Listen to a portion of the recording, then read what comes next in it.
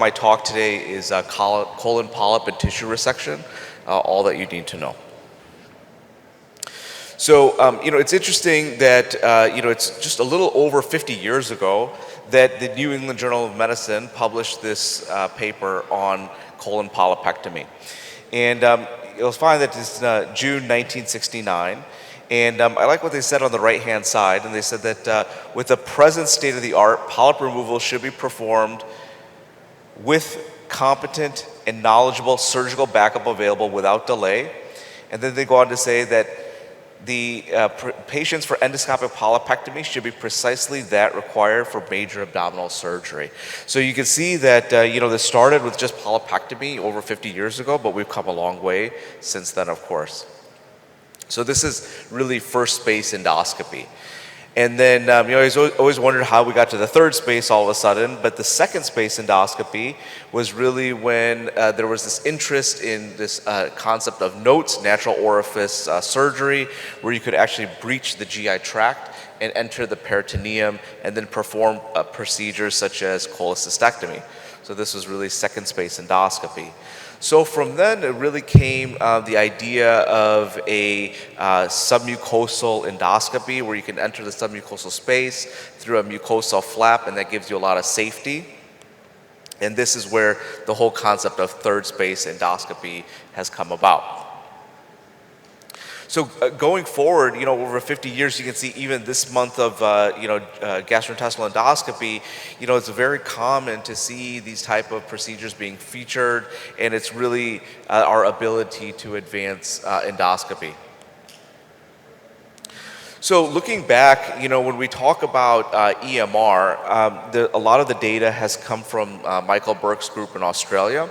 And in this paper that was published in Gastroenterology in 2011, a complete resection was obtained in 89% of patients. There were complications experienced in 8% of patients. There was 8% of bleeding and 1.3% of perforations.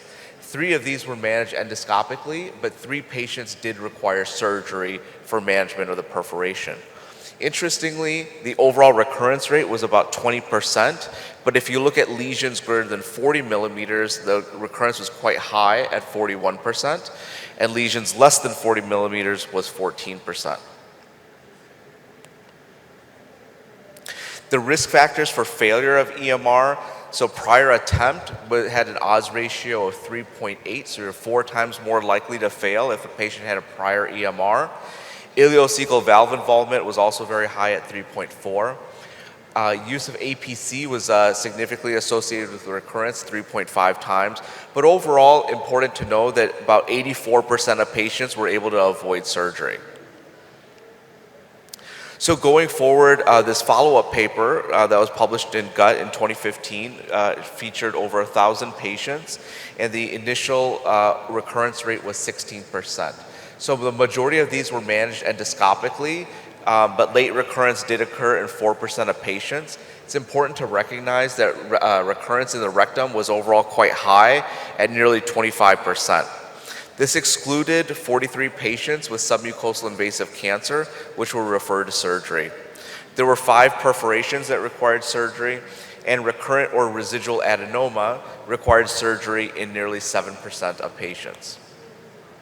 There is a problem of recurrence with EMR that while most of them are small and easily treated, there are a subset that do require surgery. Invasive and metastatic recurrence is, of course, a bigger problem when it occurs.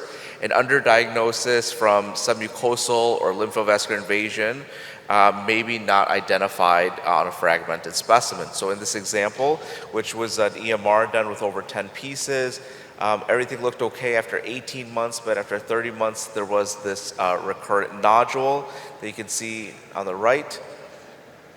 And then in surgery, this was removed, and you can see the nodule here.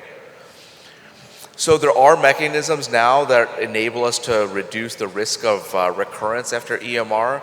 So in this paper that was published in Gastroenterology, again by Michael Burke's group in 2019, in 390 patients in laterally spreading tumors 20 millimeters or larger, they performed either snare tip soft coagulation, or patients were randomized to no treatment at all.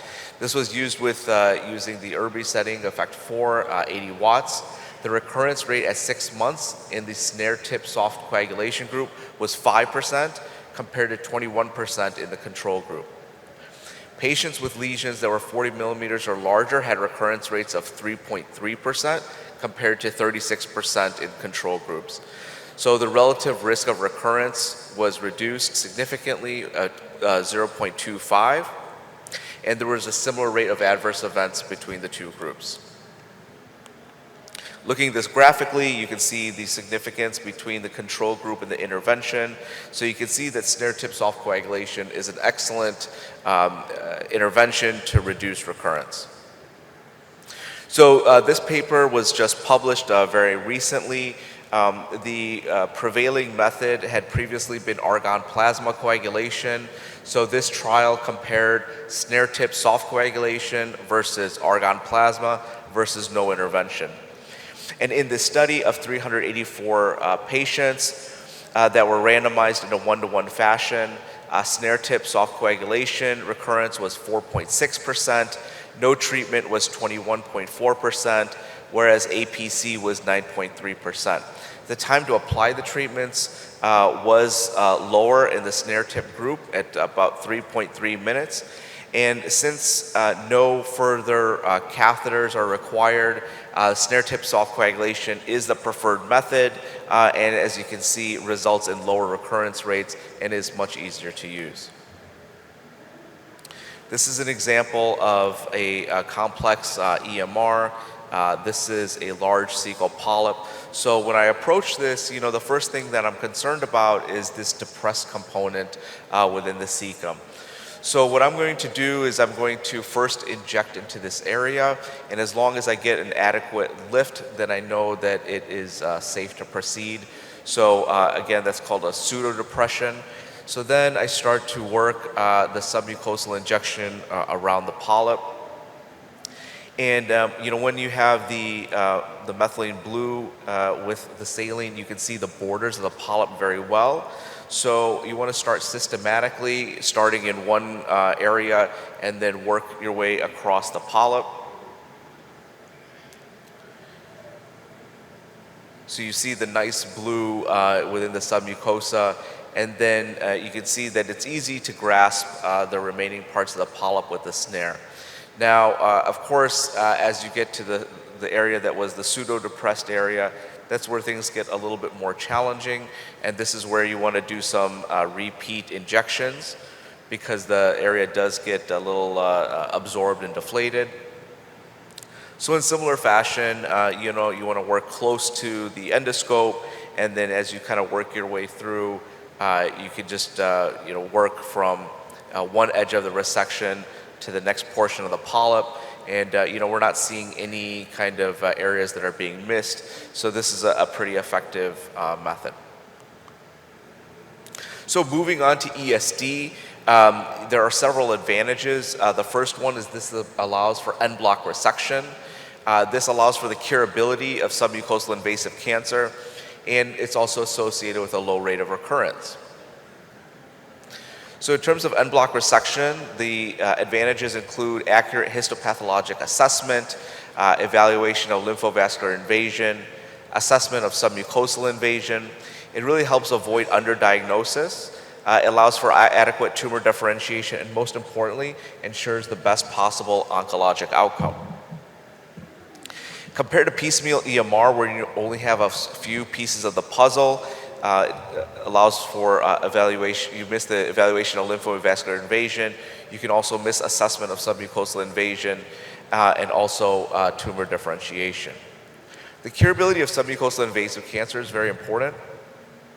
The criteria include well or moderately differentiated tumors, submucosal invasion less than 1,000 micrometers, and an absence of lymphovascular invasion or tumor budding. If you look at the two different strategies between EMR and en bloc resection, the difference really becomes when you have submucosal invasive cancer. For superficial invasion, that can result in a cure, whereas if you compare to EMR, you get submucosal invasion that really necessitates the need for surgery. Now we have the ability for optical diagnosis, and this has been a real help because when you look at the differences in malignancy for these granular, lumpy, bumpy type of lesions, the overall risk is very low. But as you get to more non-granular type of lesions, the risk significantly increases, as well as increasing the risk as you get into the distal colon and rectum. But it's important to recognize that nearly 50% of laterally spreading lesions with submucosal invasive cancer are located in the rectum. So really, this is where the major benefit of colorectal ESD can be derived. So here are some examples of ESD. This is from my colleagues at the National Cancer Center in Tokyo, and you can see these large type of lesions, and specifically this area of concern. Once it's removed, and then it's sent for histopathology, it can be sectioned, and you can identify the areas of submucosal invasive cancer that are highlighted in red. The low rate of recurrence is really the distinct advantage of ESD, and this is a paper of over 250 patients with 110 rectal lesions, and there was only one recurrence of 1%. I can tell you in the 9 years that I've been doing ESD, I've only seen really one recurrence in 9 years. But what is very important is to recognize that volume is associated with better outcomes.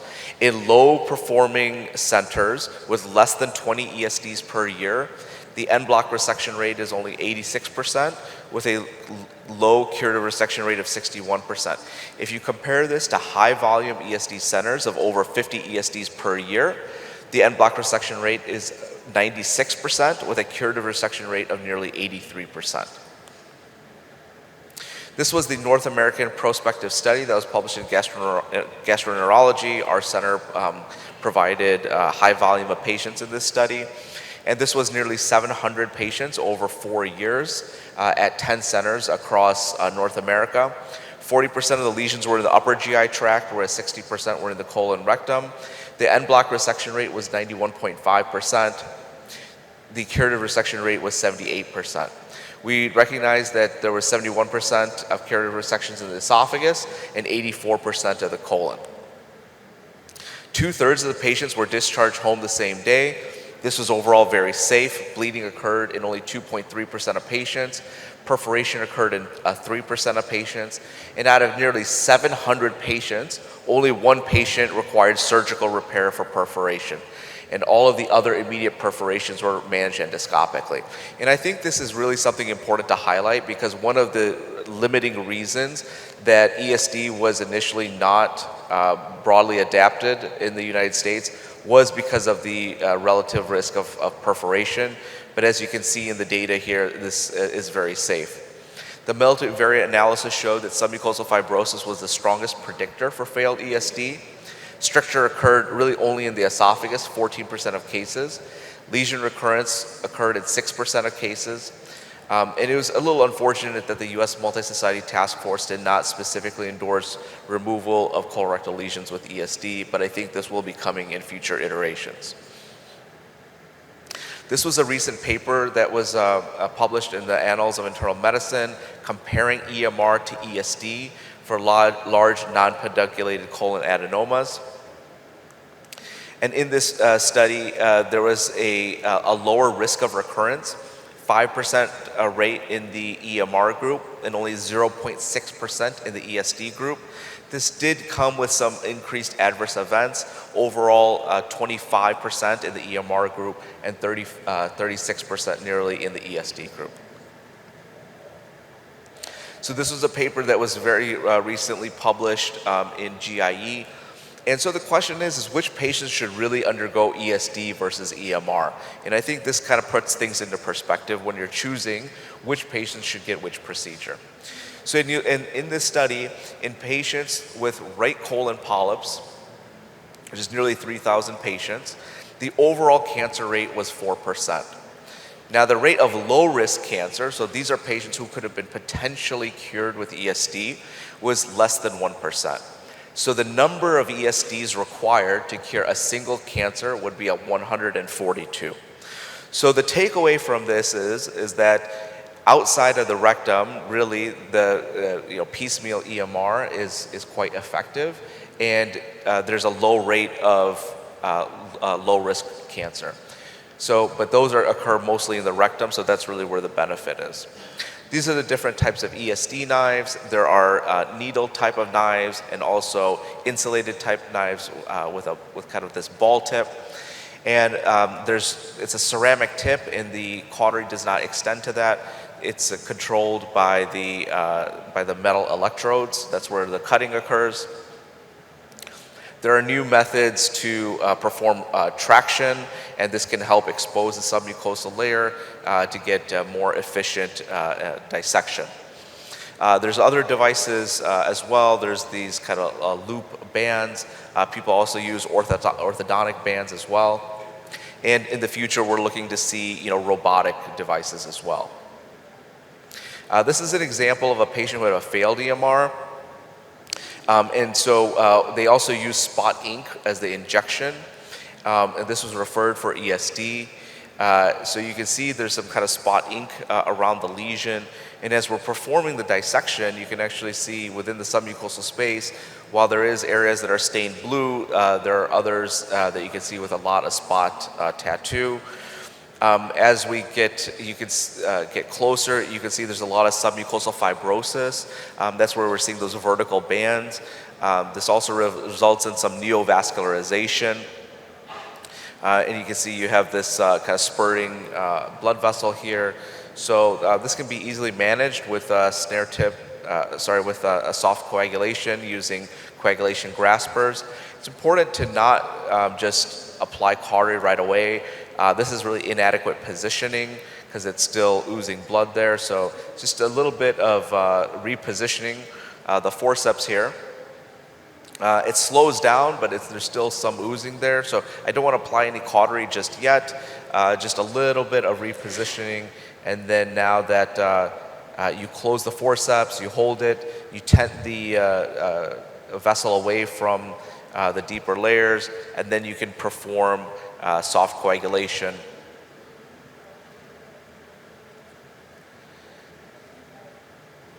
And then it's easy to move on and then complete the dissection. But you can see really the impact once you've created this tunnel from the distal end. I then work on the proximal end to complete the procedure. You can see all this tattoo ink still there. So incomplete prior EMR is a big problem because what happens is you get fusion of the layers together, and then when you're trying to remove it with ESD, we can actually end up creating intentional perforations. That's what happened here, but this can be closed with a zipper type of closure using through-the-scope clips, which can be very effective. This is an interesting lesion. This was actually an ascending colon polyp that I decided to do ESD on because when you looked at it under the narrowband imaging, you look at the vascular pattern and the pit pattern, it was actually quite concerning. So I thought I would just first do a submucosal injection just to see if this lifts, and then decide to proceed based on that basis. So after I injected this, I was actually quite surprised that the lesion was raising so well. And then I really directed right into the middle of the polyp. And since I got such a strong lift, I thought this was safe to proceed.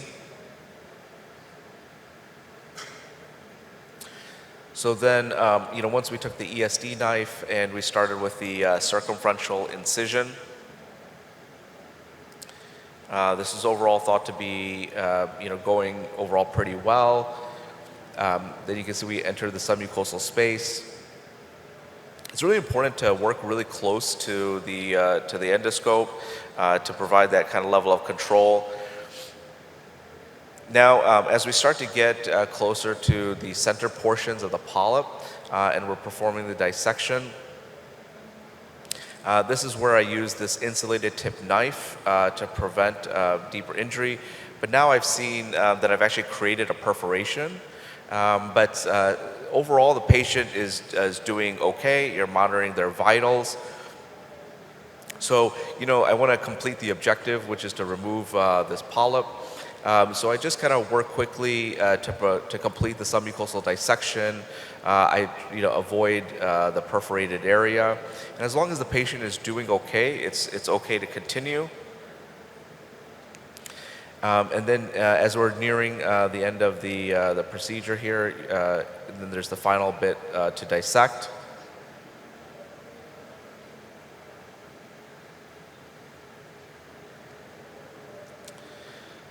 So then we can see the area of the perforation there in the center of the defect. But overall, this is fairly easy to repair endoscopically, just using kind of standard over the scope, through the scope clips. The first clip is very crucial, and then with a series of clips, it can be pretty easily closed. We would admit this patient for observation, IV antibiotics. We don't necessarily get imaging right away unless there's a change in the patient's clinical status, but this patient overall did very well. Most importantly, we always want to know what the pathology results are. So in this patient, they actually did have submucosal invasive cancer, but there were negative margins, and the depth of invasion was 1 millimeter or 1,000 micrometers with no poorly differentiated component or lymphovascular invasion. So this patient was effectively cured with ESD. 2 minutes. So real quickly, we seem to get a lot of referrals for these polyps at the anal verge. So these can be challenging because of the potential for bleeding. So it's really important to get a nice dissection right at the anal verge. When you do the submucosal injection, the polyp actually goes further into the rectum, and it gives you enough space. So you want a really kind of a sharp tip knife. Now, using the modern modes of the electrosurgical generators, you can actually avoid bleeding to a pretty good degree. And in most cases, I'm able to avoid having to use soft coagulation, using the coagulation graspers, and just using the tip of the knife itself. So kind of we work in an antegrade fashion, working the polyp from the submucosal layers. And so we're working from the anal side kind of going forward. This was a fairly circumferential lesion, but again, as long as you're kind of working the borders well, you can separate this nicely. Then I've now switched to this insulated tip knife that allows me to get pretty good control. And then I've flipped the lesion into the rectum, and then you can complete the final bits of the resection.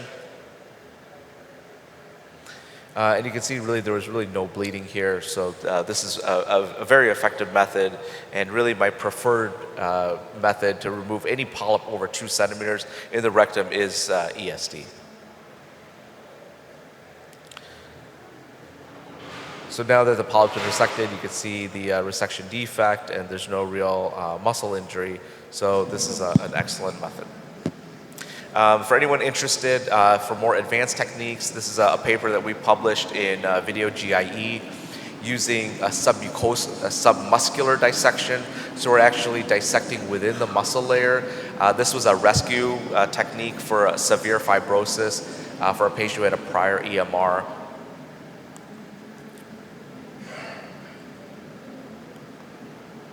So in conclusion, ESD is safe and effective. It's best suited for suspected complex lesions or early cancer in the GI tract, offering en-bloc resection and complete histopathologic analysis, and really resulting in curative resections. EMR is effective and preferred for complex colon polyps compared to a universal ESD. ESD is best reserved for complex rectal polyps, and it's important to use ablation to treat EMR margins to prevent recurrence. Thank you.